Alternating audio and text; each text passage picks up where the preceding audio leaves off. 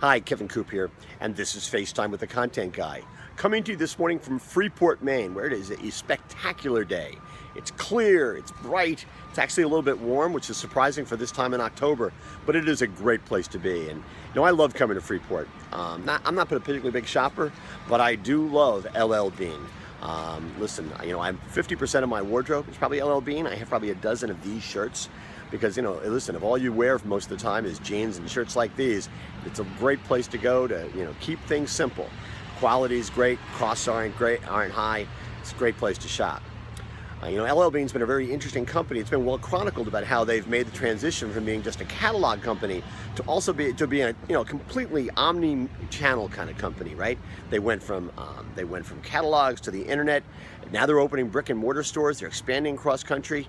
Fascinating company, and they've really embraced the whole omni-channel thing while being absolutely rigorously true to who they are. They haven't violated their basic brand promise, and that's one of the things I want to talk about this morning, specifically in reference to their duck boots. Now, I don't own any duck boots. I don't particularly like them, but this has been an amazingly successful product for this company for over 100 years, and right now, because of fashion or design or whatever, they're more successful than ever. They sold 450,000 of them last year, and this year they expect to sell 500,000. Now the problem is they can't make them fast enough.